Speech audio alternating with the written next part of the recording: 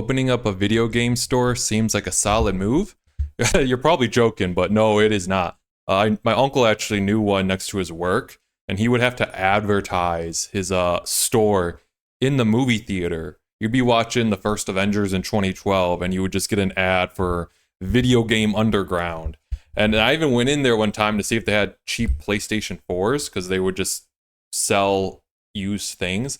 And they said they don't even get PlayStation 4s or anything new because they just get sent to the brick and mortar stores like Target, Walmart, GameStop. So I'm like, how do you have anything to sell? It was, I don't know. I've been to other ones too, and they're always empty.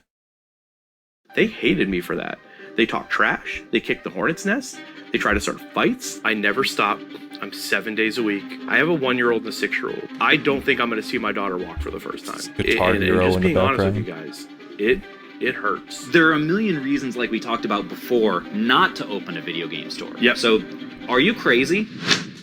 This is Mark, owner of Dynamo Collectibles. He opened this video game store in Fort Myers last year when everyone was telling him it was a terrible idea. But despite the decline of retail and collectible prices, an unstable economy, and the uncertain future of physical media, he's still managed to build one of the most successful video game stores in the area, and today, I want to find out how. Mark, thank you so much for having me, man. Yeah, I feel like we're very... mainly for video game stores, a lot of people go there to get retro stuff. Like you just saw Guitar Hero 2 behind him, and then a bunch of Nintendo 64s.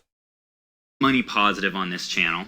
And so in that spirit, how much money are you making? This year, between card and cash, $250,000. Wow. And how much of that total is profit, would you say? About $75,000. So not only are you doing in this space really solid revenue, but also solid actual profit after everything. Absolutely. Really excited to get the store tour as we're starting that off. If he's $75,000 profit a year, but he's working 7 days a week, he said. Is that worth it? 75 grand working 7 days a week? Can you give me your origin story of flipping video games? Because it's one of the most He does look like Review Tech USA. He does. So let's go. Basically, during COVID, the beginning, needed a way to help sustain my family. As many of us did. And also collect video games. So I have a really big social media following, and I decided to monetize it. I made a post saying, I'm going to buy video games. And I ended up getting like 10, 20 messages. It was crazy. So I bought everything. Just put all my money on the line, bought everything. Yeah. And what platform was this on, and what was Twitter. your content about? Twitter, and my content was about Magic the Gathering and how much I hated my serving job that I served for 20 years.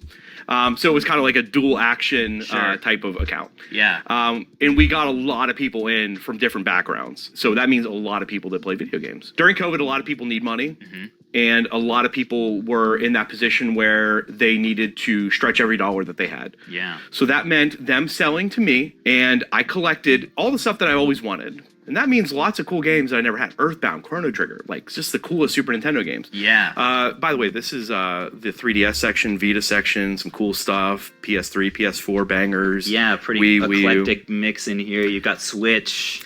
Yeah, lots of the really cool games. One of my favorites, Sunset Riders on the Genesis. I know, I'm just really proud, sorry. So what happened was I decided to sell all the excess games that I had. There were a lot of doubles, a lot of triples, a lot of Super Mario World. The stuff that you weren't collecting. Exactly.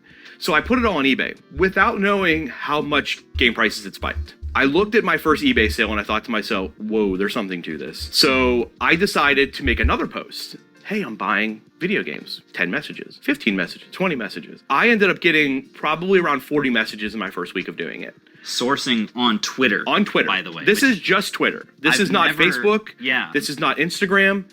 This is not locally. This is strictly Twitter. All those spikes in games made me realize, yeah, there's something to this. So I bought more and more and more until my house looked like a hoarder's nightmare. And my wife got to the point where she was like, Mark, you got to do something about this. My living room was filled with games. My garage was filled with games. My office was filled with games. She was going absolutely ballistic. There were a lot of lonely nights on the couch because she was just like, if you don't get this stuff cleared out, I'm going to go crazy. The home business was taken over. It was absolutely insane. It was 7 days a week, 70-hour work weeks, listing, taking pictures, shipping. This is my N64 set. So he was buying from people off Twitter. I think that's what he said. Then he was selling it on eBay. So yeah, he's just basically what a used video game store. You buy from people and then you upsell it or do you heighten the price and resell it at a higher price? Which, by the way, very commendable N64 Thank section you. here. I see very few game stores that have half this many N64 This games. is one of my babies. I have a couple curious. babies in here. Yeah, before we get too far into the Mm-hmm. store, like, how do you stay stocked with these? I buy for more and I sell for less. It sounds like a terrible business model, but I operate on velocity over margins. I think if you're willing to buy a game for $30 and sell it for 45, you're going to make more money in the long run than if you buy that game for $20 and try to wait 8 months to sell it for $50 or $60. Oh my gosh. It's just marking things up way I too love much. that. One thing we always say on this channel is buy low, sell fast. So we'll get deeper into that Definitely. later. But sorry, I interrupted your story. We're both terrible. you're in heavy home business mode. Heavy it's home becoming business too mode. much. It's Then what becoming way happened? too much. So next logical step, flea market. Why the heck not? So we go to the flea. Yeah, I always wondered if you could make a living off doing that. Of you have some products that you got maybe $15, $20, and then eventually you can probably sell it for $35 because it's more rare and you make $15. But to consistently do that with consistent products, is that viable? Flea market. We start bringing all of my inventory, which my wife loves, and we start selling. All of a sudden, we're doing like $3,000, $4,000, $5,000 weekends on just a flea market. 2 little booths. Oh my gosh. It was insane. So we started doing killer business at the Yeah. flea market. I start to think to myself, maybe it's time to start a store. Wow. And that's how it happened. How long ago now have you had a store? It's been about a year and 6 months. Okay. And it's grown from a tiny, nothing on the walls, maybe 5 racks, maybe 2, I think it was like 2 showcases. We were just a baby. And it went from this tiny little passion project to a monster in about a year. Crazy. We'll definitely At have the to ask you Blockbuster, what principles you implemented to grow on the so wall. fast, but looks like we're getting into the Pokemon section of the store. Yes, this is actually something we started a year ago. We decided to pivot into Very curious when he officially, because it sounded like he was doing this around 2020 during that whole time. And if you guys remember, a lot of businesses were were buying things like Tencent buying studios. A lot of people were just spending money. A lot of companies were. And because a lot of people were at home and they were at home buying things and having more time to do stuff, especially in the video game industry. They have more time to play games. But then the bubble burst. It's 2023, 2024. Everyone's back at work, no longer spending or spending time on certain games. And that's where you get a lot of studio closures and people getting laid off. So I wonder with his situation, if he was selling a lot of stuff, if he was doing that during the time of the sickness. And now, like, I really wonder if he's still getting a lot of people wanting to buy from him. Pokemon because I got like so many calls a week about, do you buy Pokemon? Do you sell Pokemon? And I always said no. I always said no. I always said no. Didn't want anything to do with it because it's a fickle market. That's a tough part about it. But what's not fickle is sealed. And one day a guy just came in with a binder. I didn't know anything about it, but I decided, what the heck. I looked, I saw like the Charizards, the Blastoises from base set. Yeah. I knew those. So I made the guy an offer, and apparently it was better than the other place that he went to. So he sold it to me happily. Wow. We had no idea what we were doing. We were putting out $1, $2 cards in the only small case that we had. Okay. That whole case sold in the first week. Wow. Yeah. So it was pretty crazy. Again, I said this before, this is a theme. We realized there was something there. Yeah. We started buying Pokemon cards, started posting about how we were buying Pokemon cards, started posting about how we were buying Pokemon sealed product, made some friends in the area, made some connections with some local Pokemon resellers, and we blossomed into this incredible place to go get Pokemon singles, to get packs, to get ETBs and ultra premium collections, all sorts of Pokemon products. Yeah. It seems like a big trend in your business has been trying things and then doubling down on what works. Yes. I'm excited to get more into like kind of the tactical side. Let's finish up this tour and then I'll start pelting you with the business questions. I can't wait. This is the PS1 and PS2 section. We put all the heaters in the cases. Yeah, I'm loving it. This is my proudest achievement that we have. And the worst part is it was like twice as filled before Christmas. Wow. Or maybe the best part, for me at least. The best No part. kidding. Yeah, best part for the bank account. This is my GameCube collection, and this isn't even all of it. I almost never, like, this is just so unprecedented for game stores. I just have to commend you because, like, a lot of, like, the game exchanges I'll go into will have, like, loose sports games and, like, maybe 1 or 2 decent titles. Yeah. And you've got, looks like 100. It's pretty excessive. This is about the only word I could use to describe it. And this isn't even all of it. Wow. We have all the games that are 30 and under on our shelves. So there's about another 100 like of those. out. So Exactly. everything on the floor, kind of out and about. This is all 30 and under. 30 and under, yeah. Okay. So we put an emphasis on quality, as well as making sure that we're putting out games that people are going to want instead of putting out games like sport games. Yeah, it seems like this is the kind of store that, even though it's smaller, would be really fun to come like hunting because they're just you're utilizing the space so well and you've got so much stock. Yeah, that's our big philosophy here is that if we can make an experience for people where they can come in and find games that they're going to love, then we're really, really doing the right thing by our customers. So Who wants to play old games? Like a lot of people do. My uncle, he's only retro. Like he doesn't, it's really weird. Like he'll collect like Nintendo Wii now. He'll get Super Nintendo and he'll sometimes play it. It's like he refuses to play modern games. He only wants to play old retro games and then collect the cases too. Like he'll be collecting like Wii games or Wii U games, like the cases with the games I guess are in it. But he doesn't even play it. He just wants to collect it. So there is like an audience for that. They don't even care about playing the latest, I don't know, Elden Ring. They just want to collect a Nintendo Wii bestseller from 2007, Super Mario Galaxy. Mark, talk to me about, now that you've owned a game store for, you said, a year and a half or so, this is a career that a lot of people really romanticize. Yes. What's the reality of owning a game store, and how does that not match up with maybe what your expectations were or what other people's expectations were? It's not as fun as people act like it is. You watch a lot of channels where people are No like, job this is my is. dream No job. job This is is. what I've always No. wanted. This is the coolest thing you could possibly do. You're on video games 24/7. If you're taking it seriously, it is not the most fun job. It's very rewarding. It's very interesting. It's always changing. But I think a common misconception is this is like a secret clubhouse, you know? All your friends can come hang out at it. Everybody plays video games 24/7. I don't know why he's holding the Squirtle. We're always having fun and smiling and laughing in here. It's not the truth. The truth is that if you're going to be successful at a business, you have to take it very, very seriously. And I know a lot of people that just don't. And their stores last for maybe a year or two. The lease is up and they're gone. You have to treat it like the animal. I mean, yeah, their lease is up. It's a business. You have to wake up every day, make sure you get there on time during when people are up shopping, and then open it, and then make sure that we get robbed today because we know how that's going on in America. But you have to, when's our lease up? Like you just said, when's our lease up? How much are we paying for the overhead of this building? Do you have any employees you have to pay? Taxes, health insurance.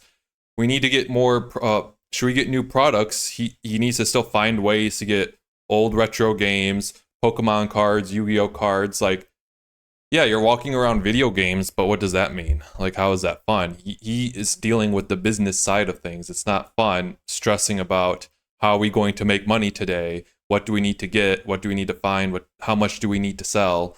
How much do we need to pay to keep the lights on?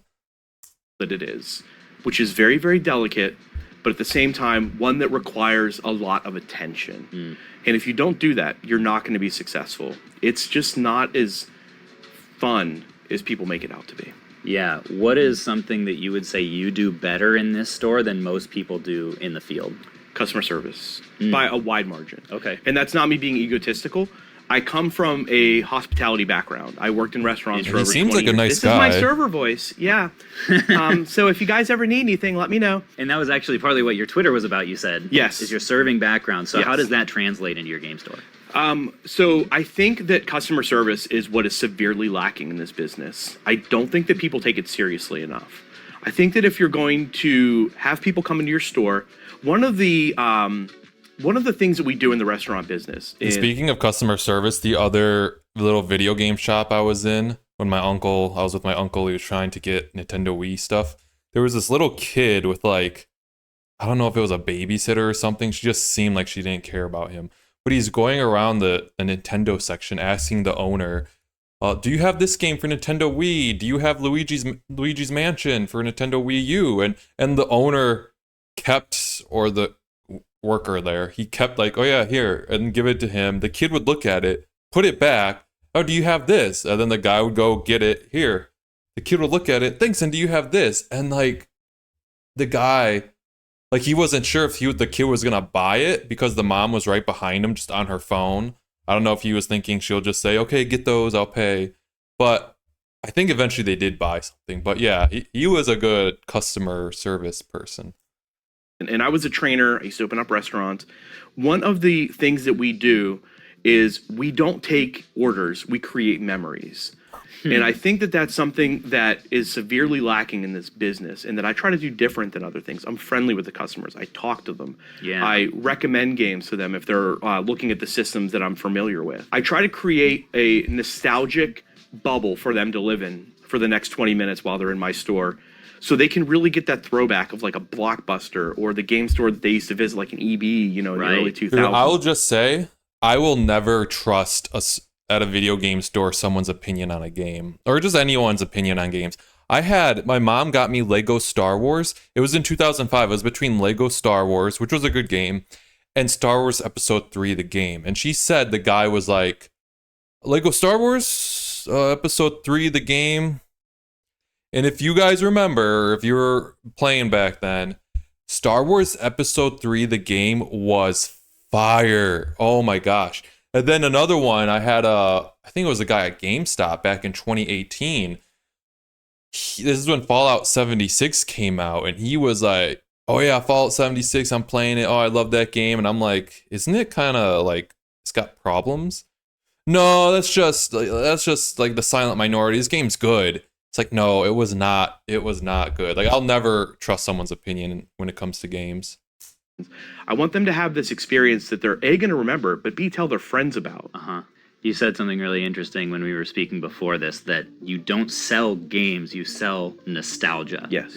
So what's the difference? Games you play, nostalgia you live. You remember. You're 10 years old again, sitting on your bed. It's summer outside. It's beautiful. School's out. You don't have responsibility. Yeah. You don't have bills. Mom's making dinner. Everything is peaceful. And when you play those old games, when you play your Super Mario Worlds or your Super Punch-Outs or your Sunset Riders, you're living what you used to feel. At this point, you have bought and sold on Twitter, Yes. at flea markets, and now in a game store. Yes. Talk to me about like that transition and what the differences are. Like if there are people watching at home and are asking, what model should I get into? What would you say? Social media, I wouldn't recommend getting into. It's very niche. You have to have a big following to do it. And you have to have a certain personality temperament Still to deal with holding it. the You have to Squirtle. deal with a lot of negativity. You have to deal with a lot of people kind of making fun of what you're doing. It's like a Reddit that never stops. It's a 24-hour thread. So with social media, it's its own monster, and I do emphasize the word monster. Selling at the flea market, a little bit different, because a lot of those booths that you go to at flea markets, they're selling at over eBay prices. They're selling at over price charting prices, which is where they get a lot of their prices from. They are not creating the flea market experience. People want to go in there and find a deal. They want you to wheel and deal with them. They want to find that you have a $25 game for $20 and see if you'll sell for 18. Yeah. Sure, why not? Let's do it. Let's make some money together. Let's have a flea market experience. It sounds silly, but that's what you go to them for. You go there for the yards. Let's have a flea market experience. Oh, let's see. Halo 4, take that out. Batman, okay. It sounds silly, but that's what you go to them for. You go there for the yard sale experience. So that was sort of the feeling that we tried to create when people went to flea markets. Before we started rolling, you briefly talked about a little bit of flea market beef that you had before coming here. Oh, yeah. Is that something you can talk about? Sure. The other flea market stores hated me. I priced things not to undercut them, but just because I thought that's what the prices were for games. Yeah. I didn't go to their stores and say, oh, they're selling Super Mario World for 30. I should sell it for 27. Ha ha ha, I'm so evil. I just went and looked and saw what they were going for, and I took a few bucks off because I figured that would give the person coming to your booth something fun to find. Yeah. It's not the typical eBay price game, over eBay price game. Yeah, that's undercutting. What do you mean? Because he said earlier a guy came in and asked, he's like, oh, wow, this is a better price than the other place. I'll get it here. And then 10 minutes later, they're talking, and he's like, oh, that's funny. He's saying, I'm not undercutting. I just went to their store, saw they're selling it for 30, and now I'm selling it for 27 or 28 to give them a better flea market experience. You're undercutting. That's what you're doing. Because if you really were, you would sell it like 20, 25, but you're only taking like $2 off. It's just pure undercutting.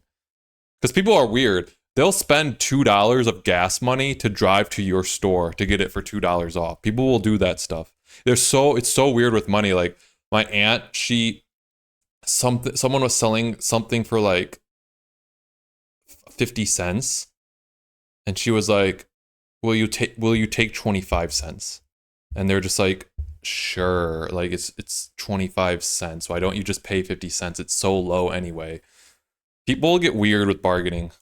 You're really getting a good deal when you shop at me at a flea market. Mm-hmm. They hated me for that. They talk trash. They kick the hornet's nest. They try to start fights. And this isn't hyperbole, folks. I'm talking about people that would literally come up to my booth and just make fun of what I was selling things for, because they viewed me as competition, but unfair competition, because I was giving people prices that were real and not made up, or not $30 over the typical price of the game. So how did that ever get resolved? No, I moved away. I started a store. I always had that end game in the back of my head that I'm not going to be here forever, but you might. So you need to have these interactions with me because they make you feel better. But me, I don't need to worry about them, because in a few months, I'm going to be in my own place. Wow. So That's was powerful. That was how you get over, you rise, John Cena, you rise above hate. And I think that that's really, really important when you're in that position where people genuinely don't like you for reasons they don't even understand. One of the most powerful axioms I've learned that's helped me, especially on my social media journey, as you were mentioning earlier, that can be kind of toxic, is nobody hates you who's ahead of you. I can't think of a single time that someone I look up to in business who's doing things that I want to do. Oh, because it can really severely hurt all of you guys in that industry, in that business. Because like where I live, people open up businesses in their house, like the streets down, because I'm on the 3rd floor, but just the streets. Every house has a shop, and it's all the same shop. And if you're successful with one shop, someone will open up the same type of shop. So there'll be like 17 laundry services on one street, or like 17 convenience stores on one little street. Like for example, there's a passport photo shop here that you can go get any type of photo done. And right next to it, like just one step away, is another photo shop. Like they opened up, I don't know who opened up first, but they saw that they were successful. So they're like, oh, we're going to open up now. And now it's like, great. So when you do that, now you're both going to go bankrupt, and you're both going to become poor, because when you're just oversaturating now that area with that same business, like customers are going to get too spread out. You're both going to just start losing money. And yeah, so what he's doing is he's artificially lowering the prices, kind of like what you do with eBay. If you keep bidding and now the other person has to pay higher, and you keep trying to outbid them, and then yeah, it's what they would have to do is outbid this guy and make it lower. So they sell his game for 30, he comes in at 28. Now the other store is going to be like, okay, 27, and then he might go, oh, 26.50, and now the other company's now 26, and now the other guy's like, all right, I'll just fine, I'll sell it what you guys sell it at. We'll both sell it at 26. Now you both all just lost $4 from 30 to 26. Like it does, because I assume they're not making that much money to begin with. And then he comes in, undercuts it, and he's devaluing each game now. Discouraged me along my path of trying to get better. They're almost always in your corner. The people who hate are the ones who are envious, right, and insecure. Yeah, but it it's doesn't. funny enough. It's like Like they might not be envious. They're just like, you're wrecking this industry of reselling retro stuff. That's why Nintendo has kept their games at the value that like the $60, $70, and they never put them on like at a lower price. They're keeping their value, and now you know like that's the value, we have to spend that money. Whereas, for example, Microsoft, they basically just give their games away for free on Game Pass, and it has hurt them. it's like that saying, like they hate us because they ain't us. You get a lot of people that say like, oh, you're making the hobby too difficult to get into. Oh, you're taking all the deals. Oh, you're taking all the games. When the truth is, people like us, we're not going to yard sales. We're not going to community sales. We're not going to flea markets. We're leaving those for you. Go have fun. Go to a garage sale. Find your $5 Earthbound. Be as happy as a clam. I don't care. I cheer for these people. Yeah. When they have successes and they post on Facebook, look, I had a guy last night. I found a copy of Alien Resurrection on the PS1 for $33. Boom. Right. Go get him, Tiger. All right, so folks, an absolutely mouth-watering handheld selection here at Dynamo Collectibles. Before we get to this, because I think I am going to have the chance to get to buy a few of these, I wanted to ask you, like, there are a million reasons, like we talked about before, not to open a video game store. Yep. So, are you crazy? Oh, I'm like, nuts. why did you decide to do this? Oh, I'm bananas. Here we A go, lot of it finally. is just passion. I wanted to continue doing customer service because it sounds silly, but like I genuinely feel like everybody's here for like kind of like a reason, and I feel like that's kind of like my reason. Wow. Is I just really, really enjoy it. I like helping people and having fun with people. Yeah. So yes, I am crazy. It is a very, very difficult business to A, get acclimated to, but B, be successful at. Yeah. So It's customer service. Why would you want to like a lot of jobs, most jobs are customer service anyway. You have to deal with people, but it's just like working in a store selling stuff. People, I've worked at like many stores. Well, not many, two.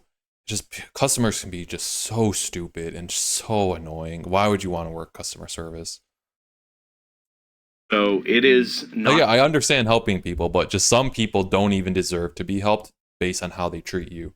For the faint of heart. So yes, crazy would be a great way to describe me. So for people watching, if they're thinking, maybe I want to get into a game store, how, first of all, do they know whether it's right for them? And what are the biggest concerns? What are the biggest things to watch out for?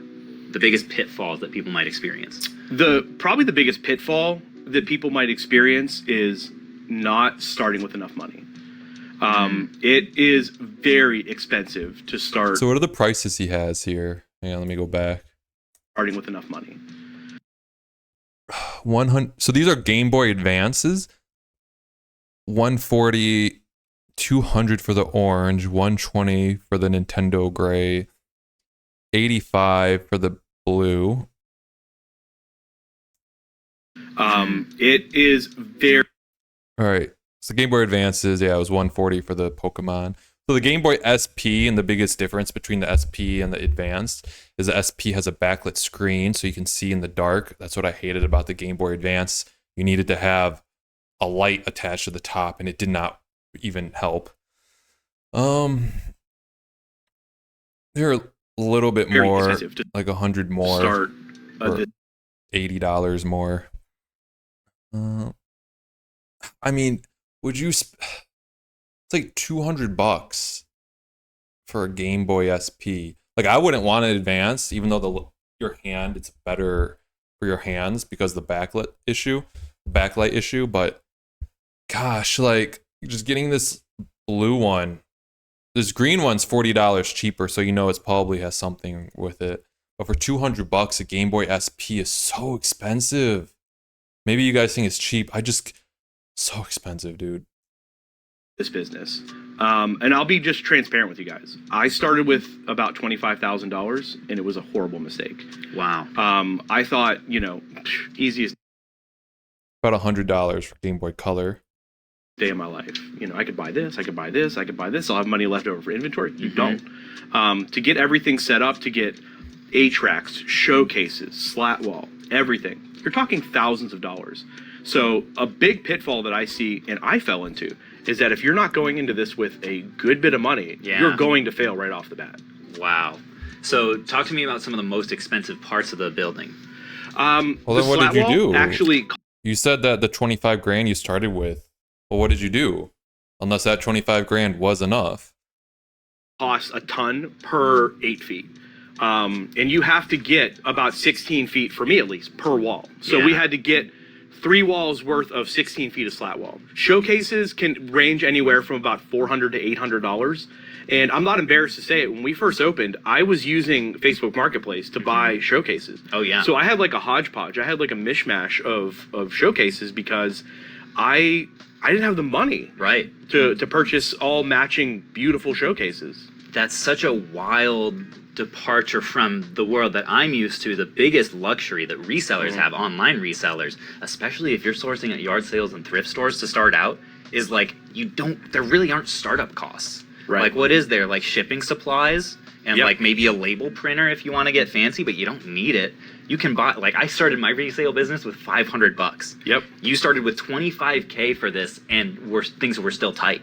Very tight. And that is definitely a pitfall. All of the setup that you're doing, that's going to drain your bank account. TV monitors, computers, points of sale, it all adds up. Talk to me about some of the other objections that people might I would have. never want to start a brick and mortar store. He's just talking about the overhead, like setting it up and then the rent every month, and which he hasn't even gotten into. It's just easier to sell online, and you'd have a bigger audience to sell online too. Is retail dying? Are collectibles prices? Which too, like the people that come in that he's selling to, they check on Facebook Marketplace and eBay and stuff. Like if he was just selling out of his house, he would probably still be able to find the same customers in his city and sell it to them.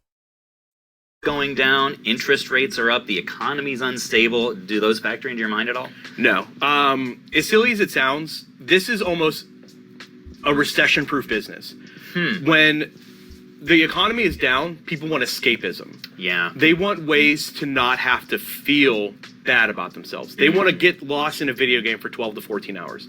That is what they're paying for, whether they're charging it. And I know this sounds terrible, like I'm like egging people on to spend money when the economy's down. But the truth is that's what they do. It is how it is. We had a hurricane decimate our area, and I opened with no power, and it was one of my busiest weeks ever. I did a 25% off sale on handhelds that were all charged. I sold out all of my handhelds because people just want that escapism.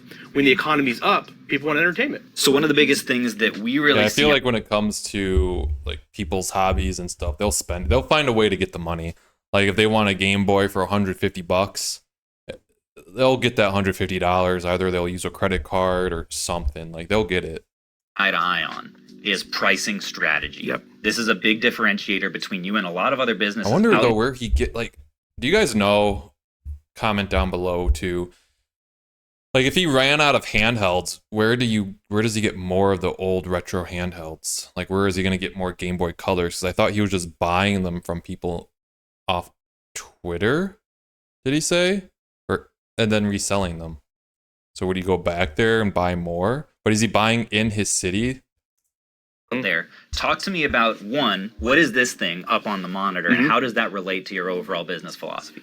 So this is a hot list of systems that we are not so much in need of, but that we want to have a really high stock of because they sell super duper well. There we go. So some things like AAA GameCube titles, Pokemon games, random systems, handhelds, all of that we want to have in store because it sells really, really well. Yeah. So one of our philosophies is with systems, especially the newer ones, beat GameStop. Make sure you are defeating them in their trade. Make sure you are defeating them in their buy cost. Make sure you're defeating them for their pro. Because for $15 or whatever it is, $20, nowadays, you can become a pro member and you can get a pretty nice chunk more for trade-in or for buying. So our goal Pro is member, to buy he's literally doing GameStop right now. He's literally GameStop right now. more than they do. Yeah. That's step one. If they can come to you and sell like an OLED Switch for $140 or get 175 credit, well, GameStop is buying OLED Switches for $88. Wow. Now we're buying it for $12 more. Might not sound like a lot, but it is, especially when you're getting that much more credit as well. That is. But hang on. What did he say? Hang on.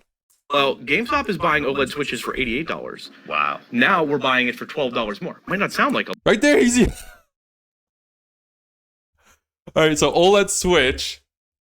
He's giving the customer $12 extra than what they would get at GameStop for trading it in. So yeah, you're undercutting. You're just undercutting GameStop, which it's fine. It's a perfectly smart business move. I have nothing against it. But to defend earlier that like you don't undercut, and then you just give another example how you're even undercutting evil GameStop. It's hilarious. You're just undercutting. You're just giving a better deal to the customers, which is good.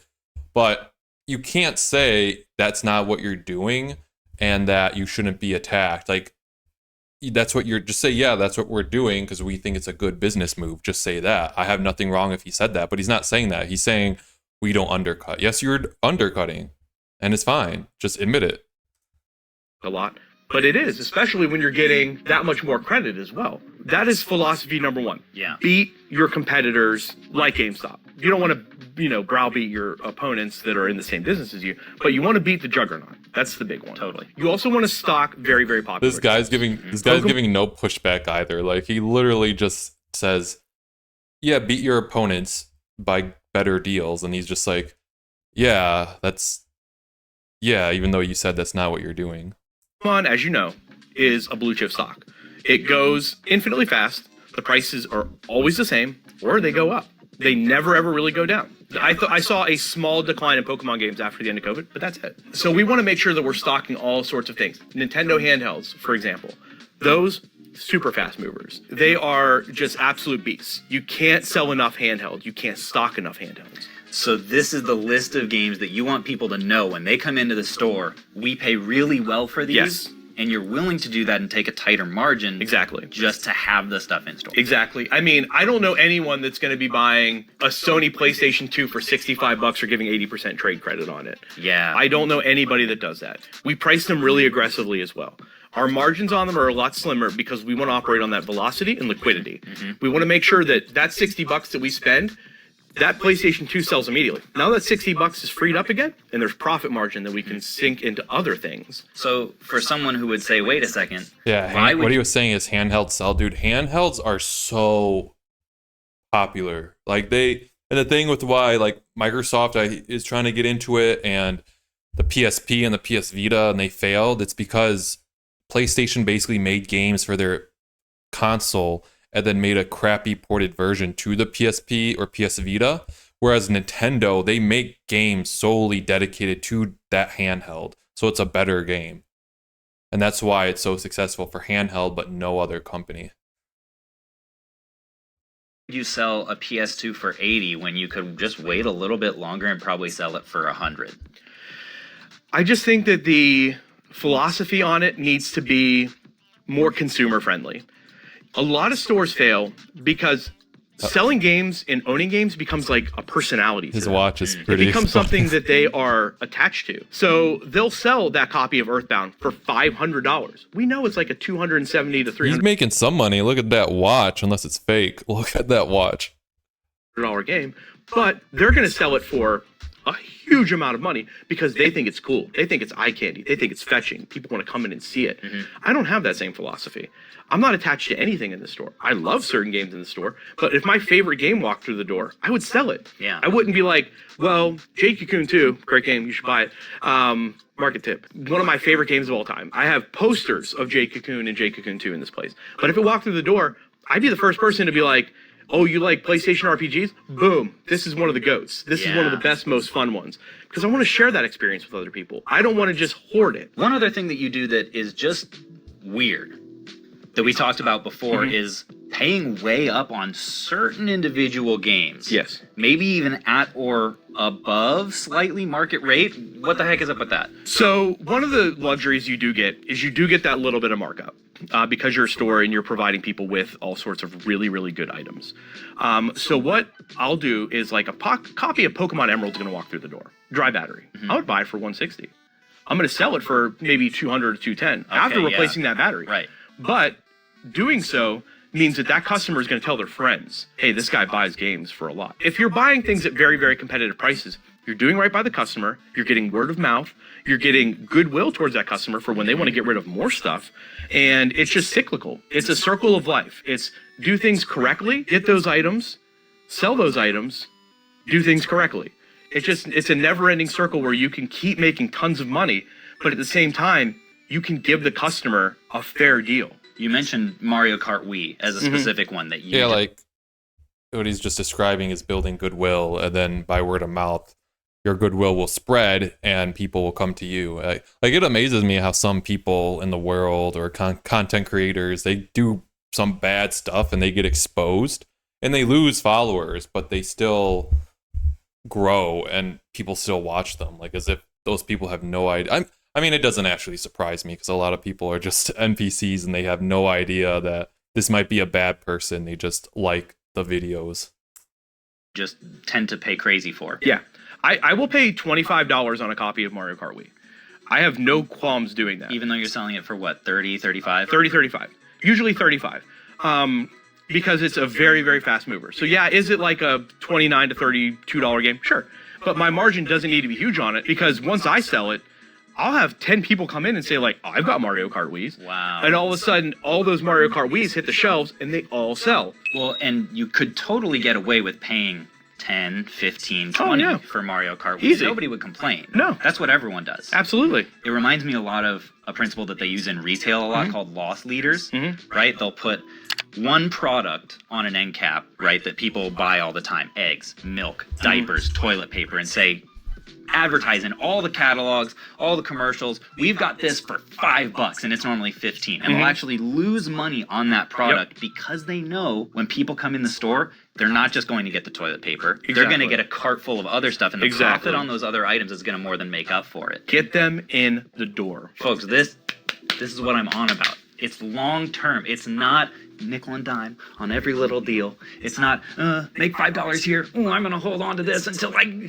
sell it for $20 more. It's do right by people, pay your partners, get people in the door, make them feel welcome, make them feel good, exactly like you're doing. It's very, very important to make sure that the customer is happy. I cannot emphasize this enough. Yeah. So to all your commenters and readers and watchers, that is where the industry is lacking, and don't ever stop pushing for you deserving better. So Mark, another thing that we share in common is we're... All right, I think I'll stop there, but real quick. And readers and watchers, that is where the industry is lacking, and don't ever stop pushing for you deserving better. So Mark...